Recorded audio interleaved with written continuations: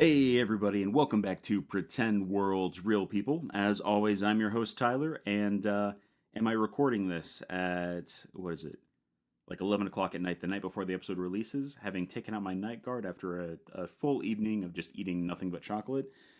Yeah, maybe. But all that to say, I'm just really excited to share this episode. I'm excited for every single episode, but this one especially because I get to share with all of you one of my favorite people in the entire world, and that is someone who I would label as a Swiss Army artist. I mean, he is a filmmaker, he's an actor, he's a director, a cinematographer, an editor. I mean, he does everything, and he's hilarious to boot. I can't wait to share his story with all of you. So as the sugar crash starts to approach, I'm not going to waste any more time. Let's get right into it. Please help me in welcoming Mr. Jason Potter.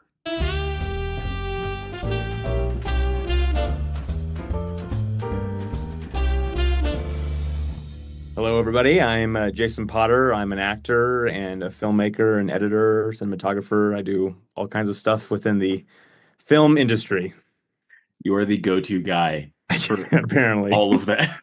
The jack of all trades. Yeah. Yeah. Well, dude, what did you I think you and I spoke about this maybe when we first met, but did you start on the other side of the camera and then went into acting, or how did that start for you? I did. I originally went to school for film production. I went to University of Colorado, which was an interesting place because it was very much I didn't realize until I got there that it was very much an experimental film. They like worship Stan Brakhage there.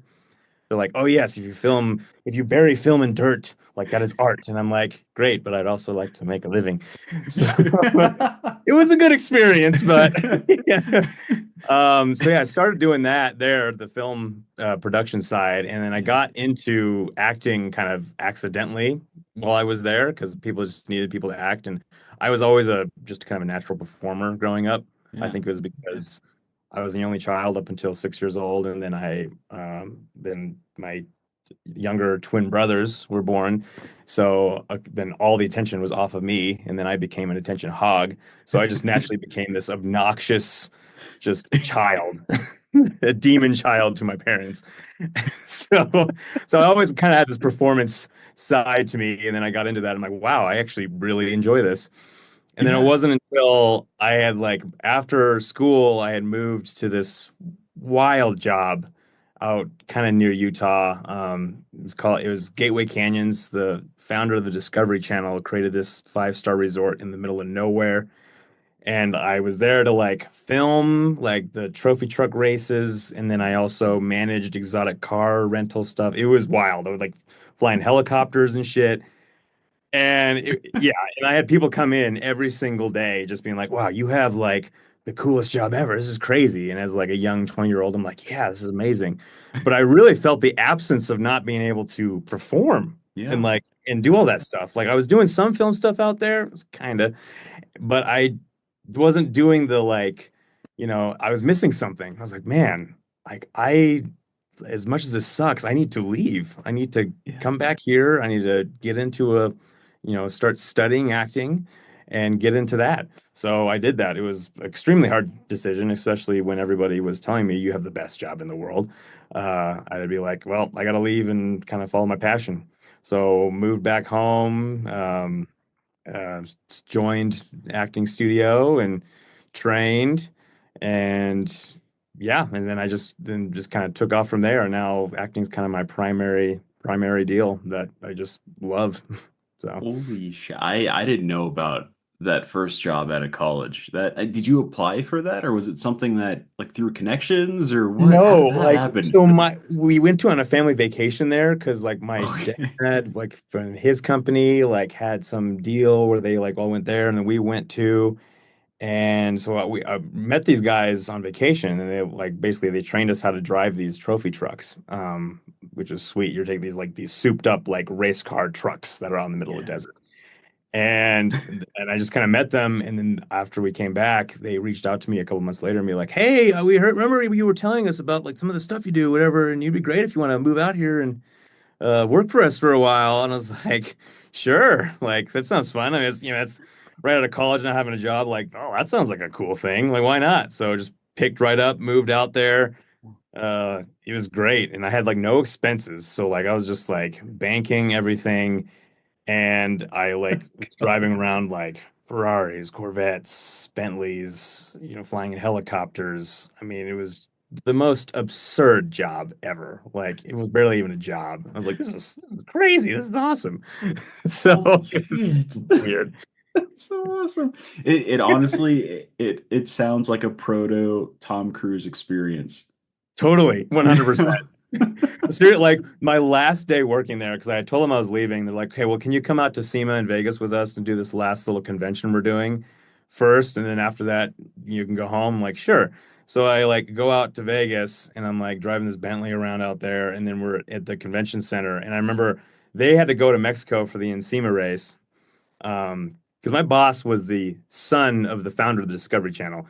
So he was nuts. And he was a professional race car driver and he was crazy. He's like every day we were out there. We were out there for 14 days straight in Vegas, bro. Ugh, What the never f again. Never again. you know? And he's just insane. He's like, yeah, like we were going out to these clubs at night and then waking up at like 5 in the morning to go to these conventions the next morning. I was physically ill by the end of this trip. So then, Oh my yeah. God. So then my last day there, they had to pick me up in a helicopter to fly me back. So like they have this remote control helipad that like in the parking lot of the convention center in Vegas just like just rolls up and this helicopter lands and everybody's looking like what's going on? And it was just picking up me. I felt like the biggest celebrity ever. Like I was such a fraud. I was like, "Oh wow, this is awesome." Like everyone's like, "Who is that?" Wow, it's crazy. Picked me up in a helicopter, flew me back to Colorado and like it was this whole like thing.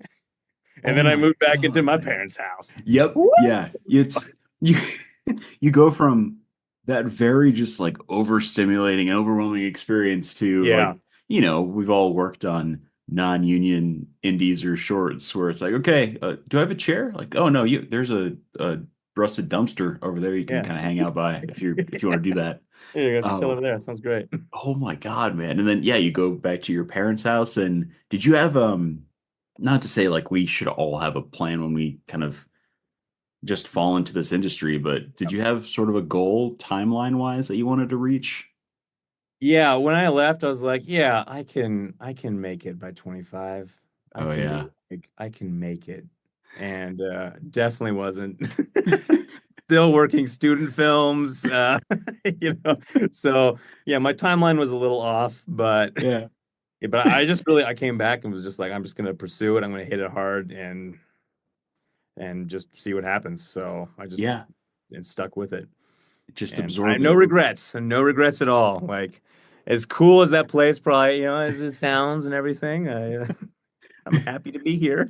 Yeah, well, like you said, man, you felt like there was something creatively missing, you just Yeah, a great job doesn't always mean like pure happiness, right? And it's totally. Yeah. I I don't know. I know the first few times we met, I just felt like we were so synonymous in the way we came up and sort of what inspired us, how we got into the industry, and how it just sort of Totally. happened. Which figure, if there was one specifically or just multiple, figure in entertainment that really like inspired you as a kid. Like for myself, it was Chris Farley. I wanted to be Chris Farley when I was an Nice. adult, but Nice. I Yeah. feel like there has to be somebody of that ilk for you that you looked up to. Totally.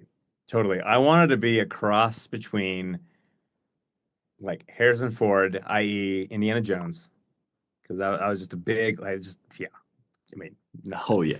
And yeah, and it's cross between Harrison Ford and Jim Carrey. Like I just like idolized both of like what they did and like they were just so awesome to me.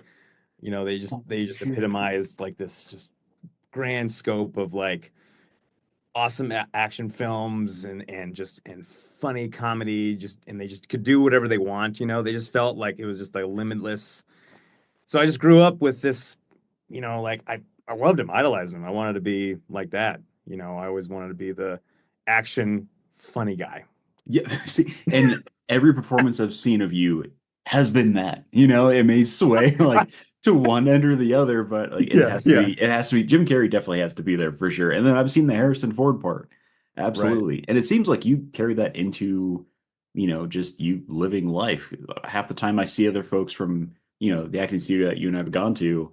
Like, oh, Mhm. so what's Jason up to? Like, oh, he's skiing, or like he's doing something in the mountain. I don't He's know. climbing He's a on an mountain or adventure. something. Yeah, Yeah, he's on yeah, some excursion. right. Um, yeah, I'm curious what your first sort of onset experience was like after accruing the training. Let's go with that first student film that you worked on, Sure. for short. What was kind of going through your mind as somebody who wasn't really planning on this from, age 4? Totally. Yeah. Totally. I mean, like one of those first student films, I just remember like I wasn't giving a set like I mean, I showed up to set and it was just it was a very rough like kind of first experience. Like I was really putting me to the trial. I could just tell it was a test from the universe, just being like, okay, is this what you're gonna do? Because we're gonna throw everything at you. I mean, I show up. I mean, the breakfast that they were providing was like 5 day old bagels with warm cream cheese, and the only flavor with the cream cheese was salmon flavored cream cheese, and I'm Oh like my flies buzzing God. around. I'm like, okay, I guess I'm not eating today. And then and then like the DP didn't really know exactly what they were doing, and like I feel like with my production background, I was kind of helping them, but I'm like, I'm acting your film, and I'm kind of telling you how to. So it's just like, and I understand because I was making student films. So like I had been in that Yeah. spot. So I was totally sympathetic to it. But I'm like, it was so interesting getting the perspective on the other side, like, oh yeah, like here I am, like now trying to make it as an actor. And then seeing it from the perspective of the actor, I'm like, wow.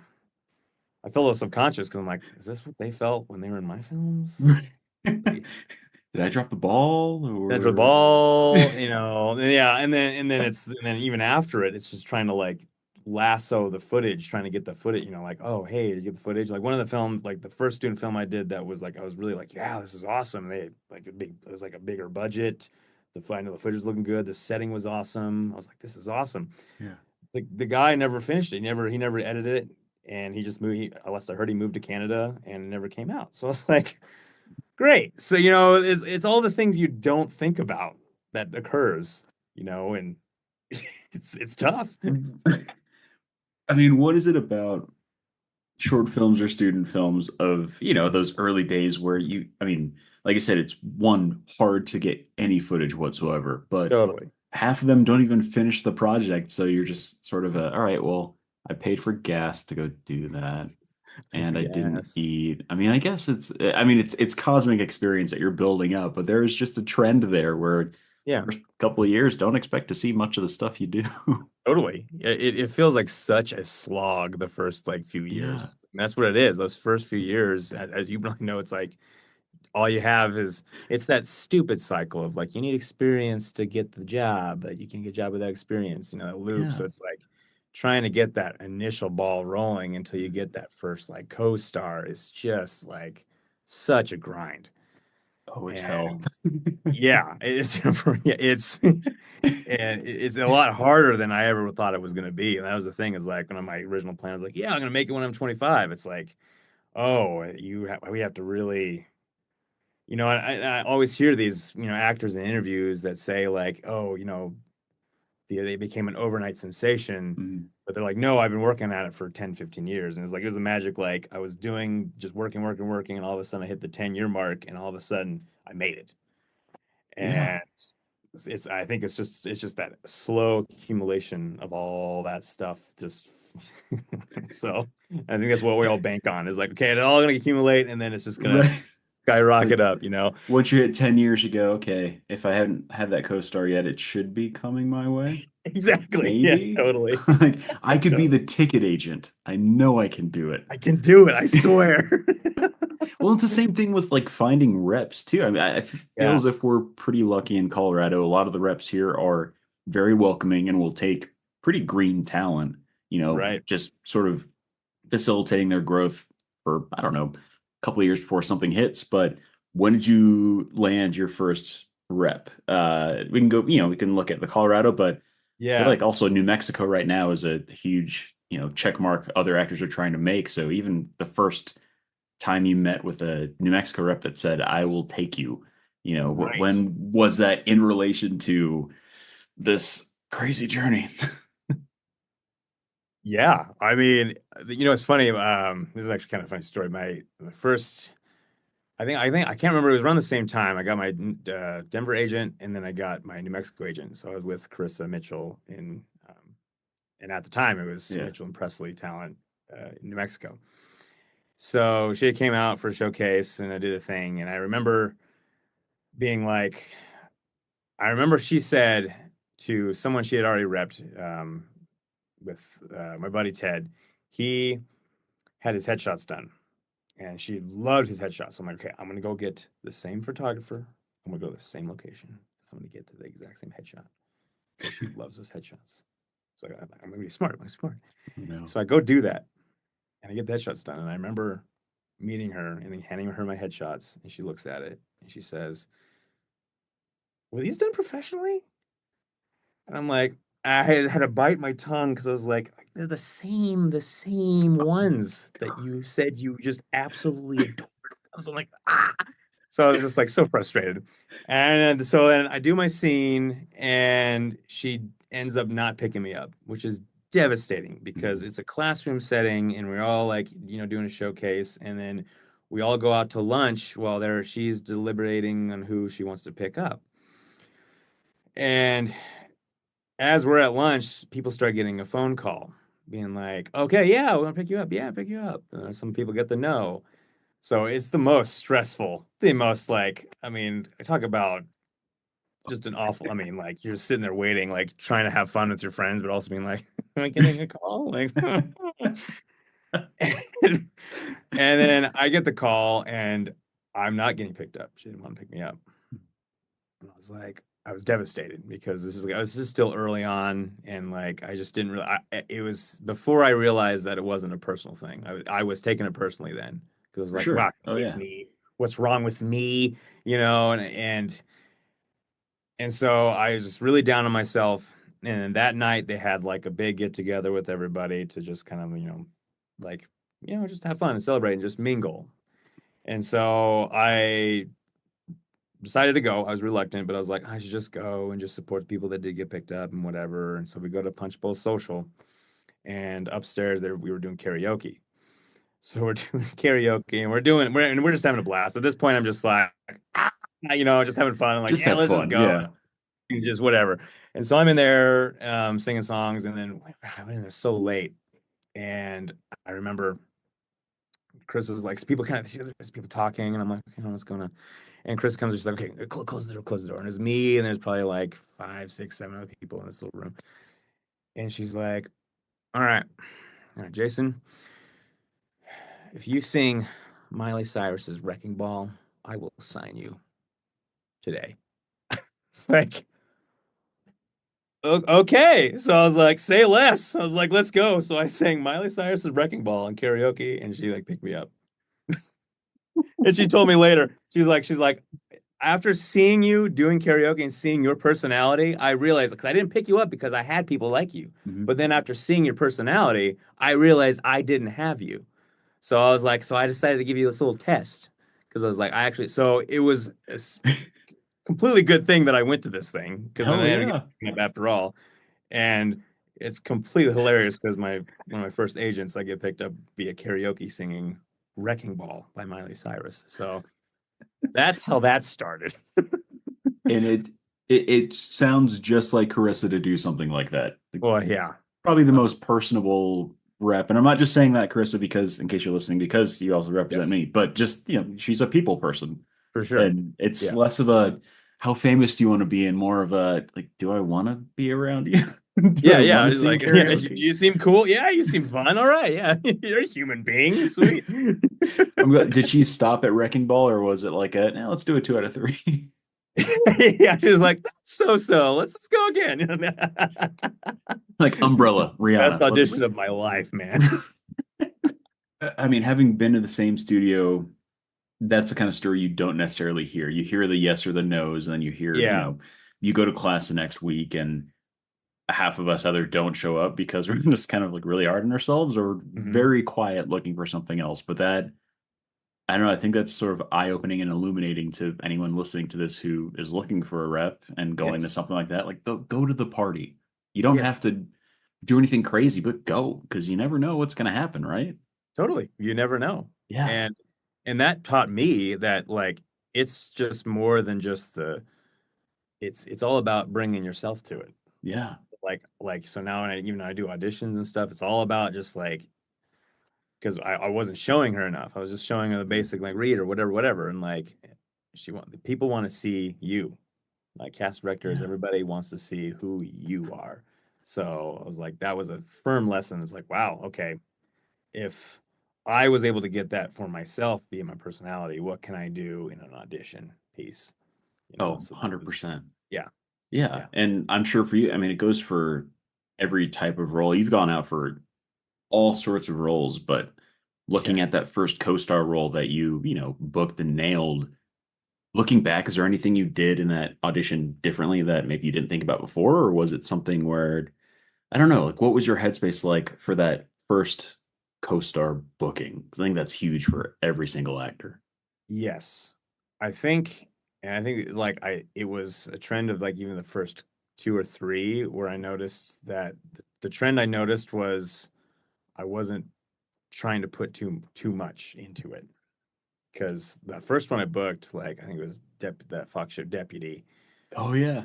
I I like didn't even remember the audition. I remember like I just like, oh, I have this audition. Okay, I'm just gonna do it. Okay, I did it, and I kind of forgot about it.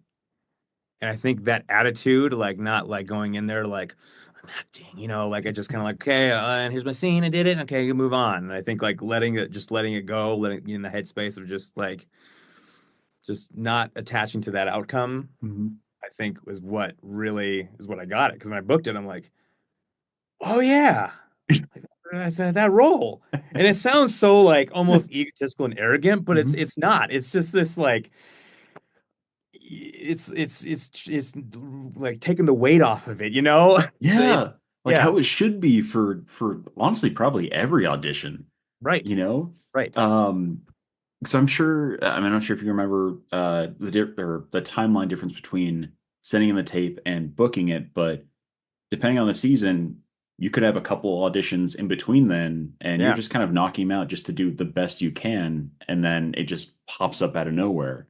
right. But then when you're on set, I mean, did you feel the tingles and jingles? Were you kind of because I think that was Steven Dorff, right? Yes, yes. Yeah, Yeah. Frost, Deacon Frost. Defrost. Uh, but like, Yeah. what's your I don't know, what's your way of staying grounded on a set? Because every set's going to Oh. be different, whether you know the people there or not. Mm. The nerves are going to take over at some point, and good way or bad way. But what's your method of keeping yourself grounded for something like that?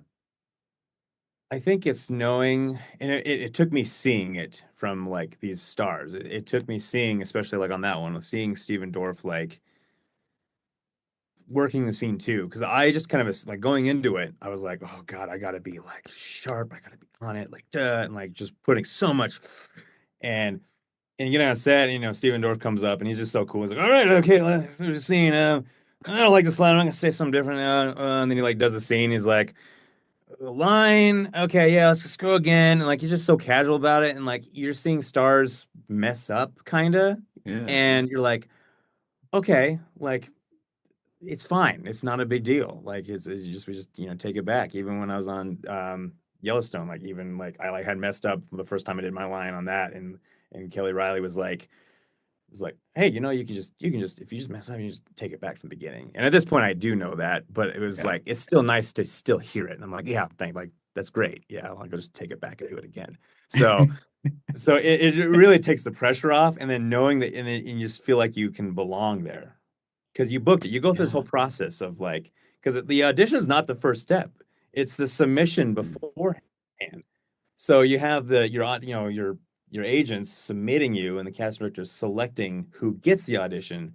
So there's a whole first step. Then you get the audition and the callback and the booking. You make it through so many steps. It's just a realization of you belong being there, and Yeah. it's okay. And we're all humans, so if you mess up, and whatever. So it just takes a lot of the weight off.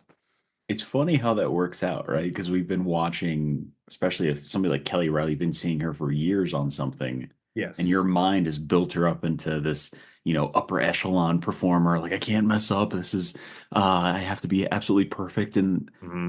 then when you hear shit like that, it's so heartwarming. Like, oh, you're Yes. human too. Oh, yes. Oh Like, my I agree. God. I mean, it's not to say like everybody's going to be great that you work with, but Right, right. that's fantastic. And I mean, fuck, man, you worked with Josh Brolin. Oh, yeah. Was it The you've coolest guy on the planet by far. yeah, what you shot that was it Out of Range last summer? Was that It was last summer? was that last summer? Yeah, I think so. Yeah, last summer. I've been I so believe. busy. I just Yeah. I There's so many things that I have a horrible sense of time. Yeah, because we shot that, and I mean, talk about like he is one that I like when I was on set with him.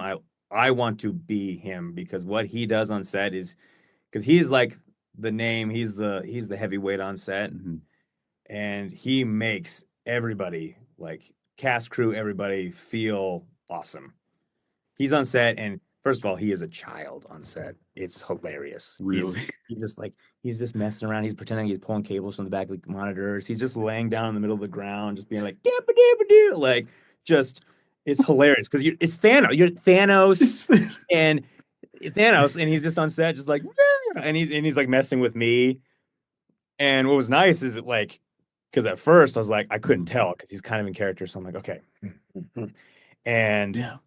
the scene is like I'm chasing him down this hallway, and the first take we do, like there's some miscommunication, and the director was like, "Hey, rolling," and then they never said action, so I was waiting for the action, but Josh is behind me, and he's like, "Go, go, go, go," and I'm like, "Okay," I'm like, I didn't want to say no, I didn't hear Yeah. action. Josh Brolin's telling me to go, so I'm like, "Well, I'm just gonna go," so I go, and they're like, "Cut." I didn't say action. I'm like, and Josh was like, "Oh, my bad. That was my bad," and like, and just totally broke the ice. And we just messed with me the whole rest of the day. Like, just so it was so cool because like it really, as like an actor and as like a day player on that Mhm. set, I was so just like it warmed me up, and I was like, great. And like the rest of the day was so smooth because like I feel like I could relate this guy, and like he was awesome, and is great and he's just hilarious. So I want to be that guy. He's so cool. I'm glad he owned up to it too after that first flub. I almost thought I didn't because there's like a pause and I'm like, Yeah. I'm just standing in the middle of the hallway, like, I'm like, I'm fired, I'm fired. And then Josh's like, hey, it's my bed. It's my bed. I told you. I was like, okay, sweet.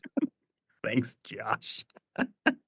Well, dude, Yes. you've worked on like so many projects here in Denver as well, and you've produced Mhm. and starred in a pilot that we all got a chance to watch last year as well.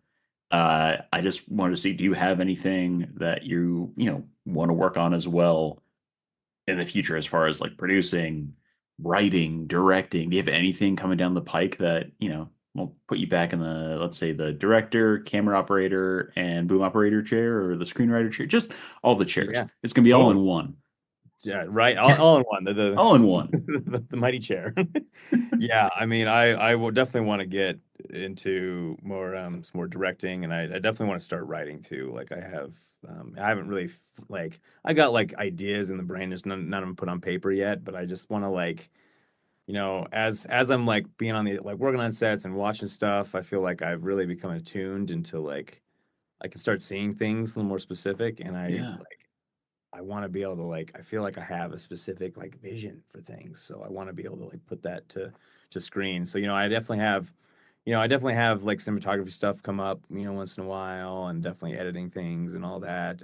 But I would um definitely want to get more into some writing and directing again because I've done a few things in a while, but it's been a minute and I feel like I've Yeah. now have a better palate, you know, to say to tackle some of those things. So, yeah, Yeah. nothing specifically as of yet, but Okay. I can feel it formulating. I can feel it like coming down the pipeline. So, Yeah. I mean, on the writing front, do you feel those almost like weird? Was it Beautiful Mind-ish moments where you're like, I'm just gonna write on the window. I gotta get the Yes, idea out there. yes, I'm gonna forget about it. I yes, don't know what to do. yeah, totally. I have an ugly view, but it's gonna, I can still. So the more I write, the better, I guess, on the window. But yeah, absolutely. Oh, dude, I can't because I remember watching Artie and Paul that you did with our buddy Linda, Yeah. and just I wanted to see more of not only that story, but anything else that you do Hmm. on that front because you're a fantastic actor. You're an amazing, editor, camera operator, director. You do all the fucking things at Thank 100%. And if I could measure up to like half of that, I'd be happy. But I'm excited. I want to see, you too. what you do, what you come up with. And, we were talking about, hey, I want to, you know, make it by 25. I want to be at this level at 25. But now that you and I are in our 30s, Hmm. what is, I don't know, the new goal that you have for yourself intrinsically, because you've been on different sets of various budgets, you've been all over the globe working. But if you could have your druthers, I mean, what would you want to do in the next, or not, what would you want to do? Where would you want to be in, let's say, the next 3 years, 3 years. based on where you are right now? Totally, totally. Yeah. I feel, I mean, I feel confident now. Like, I've always, said that I'm confident I'm going to make it, but I feel now like because my goals have now shifted into this bigger, like it's no longer this, like these specific kind of career goals. It's more Yeah. these inner goals, personal goals, I should say, that like then lead to that. So where I feel now, I feel much more confident in what I'm able to do now, and I feel like now I've stacked enough credits and stuff where I feel in 3 years things could look drastically different. I truly believe Yeah. that. I feel like I can, um, because where I want to be is I want to be in a place where I have some sort of collaboration and some sort of creative input in some of these projects that I get to work in, Yeah. and get into some larger scale stuff, or even have some sort of thing where I'm, even if I'm a part producer or if I'm just an actor, whatever it is, and I can have a voice in something. I feel like I have a lot I can contribute to that, and I just love working with people because I love seeing the team work together and have worked in all those positions. I have a lot of respect for a lot of those positions, and I can see it all. So I feel like I'm on that verge of Mhm. getting that next step, so to speak, and which is a really fun place to be. Having a lead in a bigger movie, or like that series regular in a show, Mhm. and making a difference, and helping create that to where it is, like create a character within that really helps propel that show or film, and that really like people can attach to, and people like, and people can rally behind. And I feel confident that I can do that, and I feel like I'm getting to the point, uh, you know, in here, and credit wise to get close. So that's the kind of converging.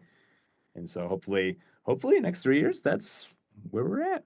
Yeah. Well, honestly, man, you said just off of your experience and all the credits you've acquired and all your experiences, Hmm. you're professionally like you're there. It's no longer, not to say anything disparaging about under fives or those one line co-stars that we more than likely book more than anything else, but Right, right.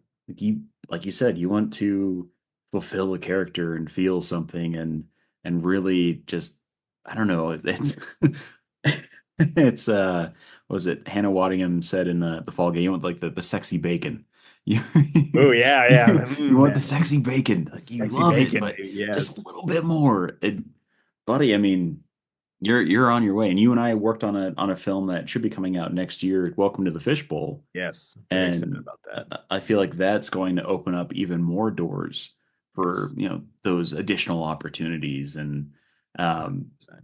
I will say with everything that you've experienced in your career, even before the entertainment industry came in, Yeah. I gotta ask, what kind of party story do you have, man? I know you got something, like something that just it's right there in, the center of your brain. any party. Like you could tell the story immediately. Is there something that comes to mind? It could be happy, it could be sad, it could be crazy. I don't know. Just Oh my gosh. anything. Oh my gosh. Oh, I mean, totally. I already talked about kind of the gateway stuff already. Yeah. I, Names redacted. We don't have to give any yeah, names. exactly, exactly. I mean, totally. Well, I'll just, I don't mean to keep saying Tim, said stories. I'll just say, because this is fresh in my mind, so I'll just say it because I just had worked the Yellowstone thing. Yeah, yeah. Um, I got totally yelled at by on set. Not like kind of not like it wasn't my fault. She thought it was me. So, and I can't like spoil it too much. Yeah. Don't worry, Because I'll first bleep of out all, the that names show too. and because that show, oh my God, talk about under wraps, dude. Yeah. I show up to set and it's like you get your little your Ant-Man size script, and everything is redacted except your lines. And so we're doing rehearsals and I don't even know when to say. I don't even I don't know what the line is before. So we're doing rehearsals and like the thing, I'm doing the awkward thing where I'm waiting and I'm like,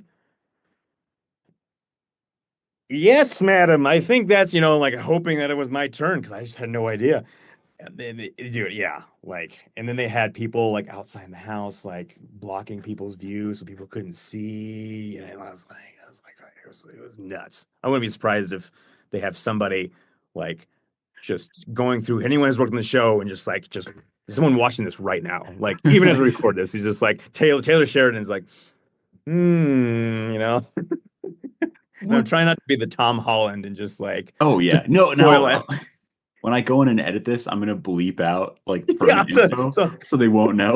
I was everything's on beep redacted. and then Yeah, beep. everything's Yeah. redacted. Yeah. So even like the audition, they had to send you part of that scene, right? Or was it just random ghost sides Yeah, for that they sent character? part of it. I think they changed some of it, Of but course they did. yeah, definitely changed some of it. And then and then there was some of it redacted, and they had it was very like it did not give me much. Shit. And I'm sitting there and I didn't have the full like Yeah. so because big dramatic monologue. So I had my lines, and then this something happens, and this whole thing, and so I was sitting there, and then this like extra places this certain object on something that she's sitting on, and it jolts her in the middle of her monologue, and it's me, and so she's doing this monologue, and all of a sudden gets jolted, and she turns around, and she's like, what?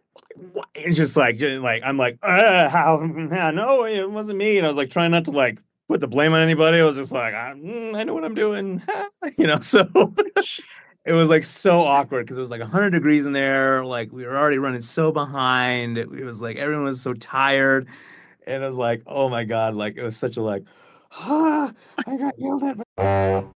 Oh God, for something I didn't even do. So it was this whole like thing, and like it turned out to be fine. It was all good, but I was like, holy crap. Yeah. Yeah. I mean, rehearsals alone are already pretty stressful when the director's like, okay, we're gonna rehearse. No introductions, nothing like well, let's just get into it. That Yeah. alone is stressful, no matter how many lines you have. But I can't imagine like Yeah, you're not trying totally. to point at anybody, but like I Yeah, just it was so awkward. Everyone's just dead silent. It was just like, and I'm like, holy no. shit, dude. So for this, and I can cut this part out too, but Yeah. for this, were you recurring or is this a one day thing One day or thing. So I'm in the series finale and I play an EMT. Yeah. Yeah. oh my So yeah, God. so yeah, they have that thing just so locked down, dude. It's crazy. It's I crazy. I'm gonna screenshot that and see if there's any of that fear in your performance. Like, see, let me guess, Totally, this yeah, part. yeah. You can tell which take it was because afterwards I'm just sweating. I was like, yeah, Holy like shit. holy crap, dude. Yeah, the heat, the stress, you're behind on skit. Yeah, God damn it. I think I probably shit my pants. Like, no yeah. question about it. Oh yeah, totally. I'm pretty sure I did like twice. Yeah.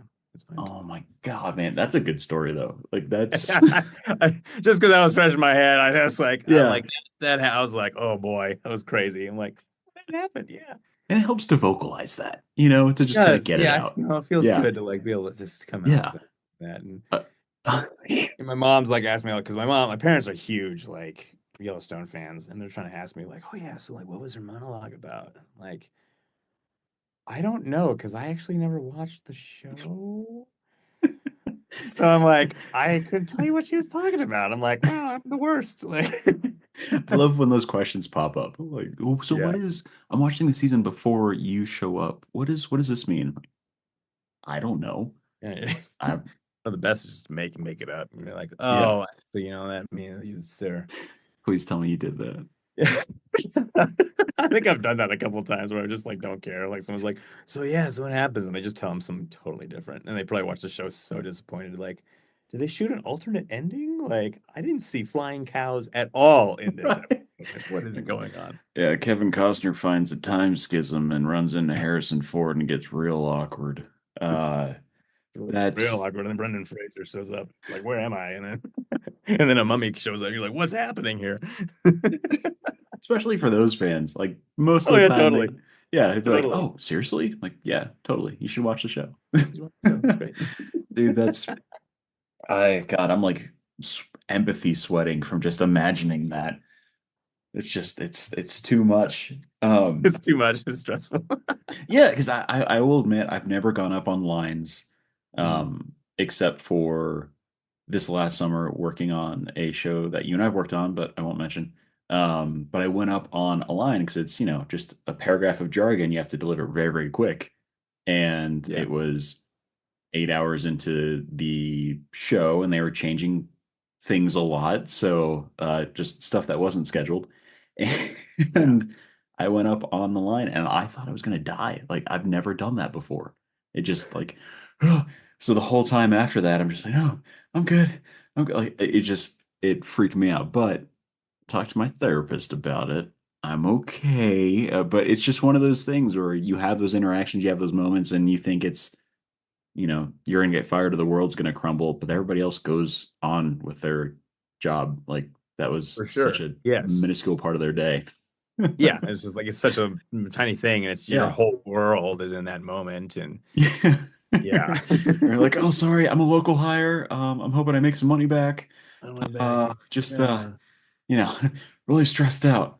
Um, I will admit I've seen the first season of Yellowstone, but I haven't seen anything Yeah. afterwards. So any Same. audition that we've had, I'm like, sure, this makes sense. Yeah, like I saw in like two episodes, so I had like the flavor of it. And I always said Yeah. like it's like yeah, I'll watch it, but I'm so bad at like if the show gets on like a season or two, I Mm. get so like intimidated even starting. I'm like, oh, it's too this is a lot of show to watch. I'm gonna I'm gonna stick to SpongeBob. You know, I just like Right. Yeah. yeah, it's like, This is a safe spot. SpongeBob is safe. yeah, This, save, yeah. not sure if I'll like Seems like a it. lot of work, you know. Yeah, yeah, it was totally. And Um, another one, another horror story I have, which uh-oh. turned out to be good in the end, but um, worked on it. Ari Aster, his new upcoming film, Oh, I Eddington. can't wait for this one. Yes, and it is the all I can say is it's wild. It's wild. It's gonna be Really? a Okay. crazy film. Yeah, like just oh yeah, the ending's like crazy. So and so I also booked EMT on that. This is my year of being typecast. Oh yeah. So You're a I'm medical really celebrating professional. it. You save lives. Yes. So I've been EMT enough. I know how to hook up an IV. So I am partially savvy in medical stuff, which is ironic because I'm so bad at medical jargon. Like Really?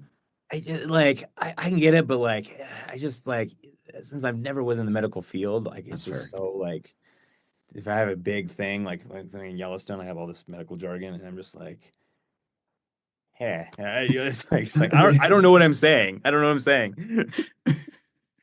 So I'm getting better, obviously, because I've been having to do it often. But so anyway, so Yeah. I booked EMT, and so I'm going down there, and I'm on the very last day of the whole shoot for this film. Oh shit, dude. And so I get down to Albuquerque and I'm waiting, and then I hear that it's shooting. And so I get in there waiting, and I'm just waiting here, assuming it's shooting there, because that's where I got fitted. And then I hear that it's shooting in Truth or Consequences. And so I was like, which is, yeah, it's the name of a town 2 hours south of Albuquerque. Oh fuck. Yeah. And it's a very, very small, in the middle of nowhere, South New Mexico kind of town. You can picture it. You can totally picture it. Yeah.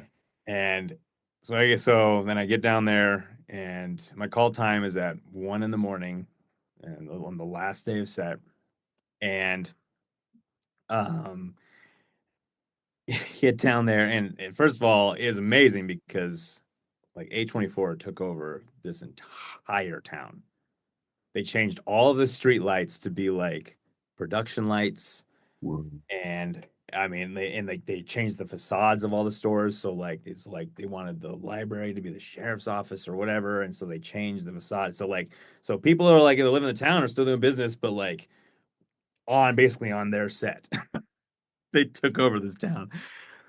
So I show up to set, I get in my trailer, and I'm waiting, and I'm waiting, and I'm waiting, and I'm like, okay, I'm waiting. I sit in my trailer for 6, 7 hours. And then the sun starts coming up. And I'm like, oh no, that's not good. This is a night scene. I'm like, okay. And then I get a knock on my door, and they're like, yeah, sorry, we like really ran behind on some of Joaquin's stuff. Like we Shit. just took a while, so we were forced to cut your scene. Sorry. Goodbye. And I was like, ugh. So I had that was the longest drive back up to Colorado. Not having any sleep, staying up all night, and like a 9 or so hour drive back Yeah. up, basically getting cut completely. I was like, it was rough. It was so rough. I was just sitting there, just going through all the emotions, just like pissed off, sad, just like get all the way back home. And the next day, I get a call saying, well, the director really wants this scene. He'll be here tomorrow. Which I was like, hey, it's great. Fine, I'll do it. Whatever. Yeah. Yeah. Dirt tire, but whatever. So go all the way back down.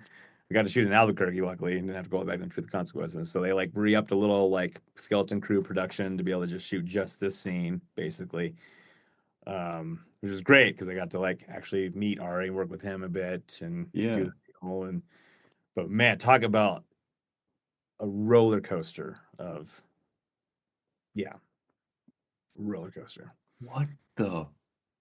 Yeah. I'm glad you didn't fly down and have to, get a rental car or something because Yes. that's a whole Yes. other expense. But I, it, sitting in, whether it's a honey wagon or a trailer on a set like that at that time of night, it is an eternity for any Oh of my those God. listening. Like, no day will ever be longer or night will ever be longer than that. Yeah. Yeah. Oh Especially like my a honey God. wagon where you're just like sitting there. And and then my heater like didn't work. So like I was like because it was like hot as hell during the day down there. It was like 90 degrees, and then at night it was like 30. And I was so cold. And I was so hungry, and I couldn't find food. And I was like, ah. Holy shit. You know Yeah. what? Maybe there's a silver lining to this. Maybe Ari was filming you that entire time, and Yeah. that's going to be his next movie. But Yeah. it's going to be See? all in Joaquin's head. But you're going to be Exactly. the main character. That's what I thought too, man. Yeah, Oh I'm my glad you thought God. so too. Dude. And that drive is it's beautiful. Yes. Yeah, it is long, but that is already the loneliest drive. Like Oh, knowing that your scene was it's cut. totally the yes. Yes. Holy shit, Yeah, man. it's already like, and at the same time, I'm watching. I have to. I'm drawing a blank. Clifton. God damn it! I can't remember the name. Is this an actor? Yes. Is it a movie? Yes. Hold on. Clifton Trying to find it. Collins Jr. Thank you. Is that Yes. him? Okay, all Yes, right. Clifton That's Collins the Jr. only Yeah. Clifton I So, know. okay, perfect. Thank you. I was like, brain fart. So Clifton Collins Jr.'s trailer was across from mine, and it was so much fun watching his process the entire night. Because he is, I mean, he is like he goes for it, man. He is Oh like because shit. he plays this like crazy kooky little character in this thing, and so he is like just trailer door wide open, blasting Led Zeppelin music as loud as possible. He's just sitting on the front steps smoking. And he's just like singing along, like yeah, and like going, I'm like all night, middle of the night, and like we're like there's like kind of by like neighborhoods and stuff, and so it's hilarious. This guy's just like, and he's just fully in it, fully in his process, and it was like the most like I just was trying to like peek out my little like window just to Yeah. watch him like it was so fascinating, like do his thing. So It's that little window of hope. the window of The hope, just like what's going on out there? oh, dude. Well, I'm glad they brought you back down to Yeah. keep that scene in there, even if it Yes. meant driving back the next day. Totally. It's going to be on your resume forever. Like, there Exactly. you go. Exactly. Exactly. And honestly, this is a great moment to ask this question. But given all of that, do you have any advice that you've held on to that you could pass on to our listeners that's kept you going? Just know that you never know. Things can always change. Never hold on to hope to any specific thing until it actually happens. Um, yeah, yeah. I've learned a lot of patience in this field Yeah, for sure. A lot of yeah. because it's just anything can. It's chaos. Anything can happen. And one of my favorite like quotes is, "Luck is where preparation meets opportunity." Hmm. I love that. I think about that every single day because I just make sure I'm the most prepared, and as long opportunities will always come up, and as long as I'm just doing what I need to do, then the things will happen. Yeah, So absolutely. uh, live by that every single day, and I think that's the truth because just Yeah. maintain, be patient, but not without being complacent, and keep the ambition, keep moving. So Oh yeah, dude. yeah. I love the first part you said too. The just know that you will never know, or that you never know. Yeah. Yes. Nothing Totally. is ever 100%. Nothing's ever 100%. Um, and with that too, man, is there anything? I mean, obviously, I'll write down Eddington. I think that's what it's called, right? Yeah, that's the name they're going by. Ah, I think okay. it has a different name.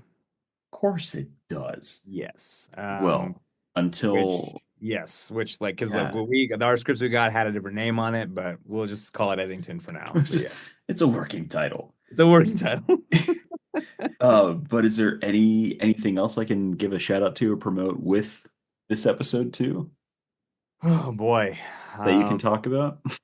yeah, I mean, just watch Yellowstone. My episode airs on December 15th. Yeah. Uh, I hope I'm in it because yeah, you just never know. I know better than to like do like a watch party because that's another thing. Don't yeah, you Yeah. don't know till you know, or you Yeah. never know until yeah, because it's you don't know. Yeah, I, I yeah, yeah, we've all made that mistake. yes.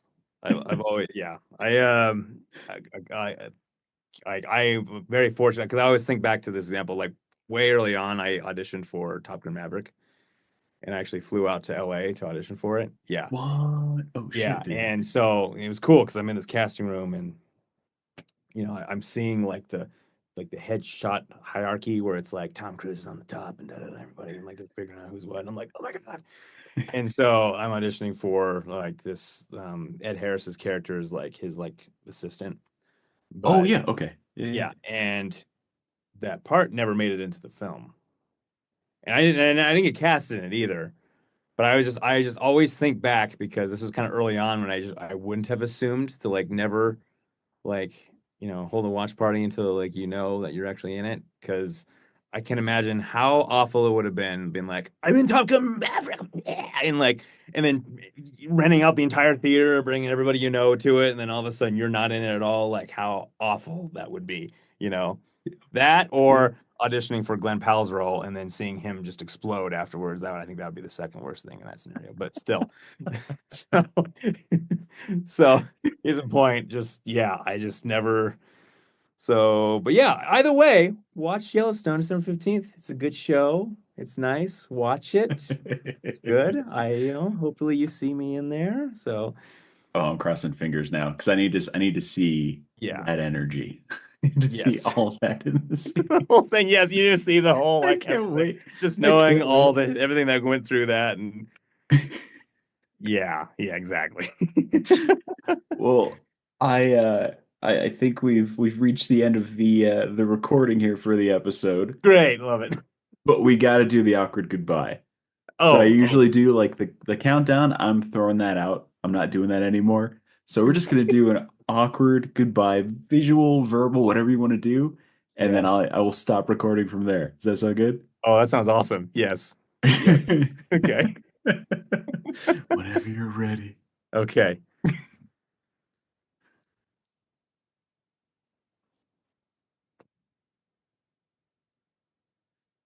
I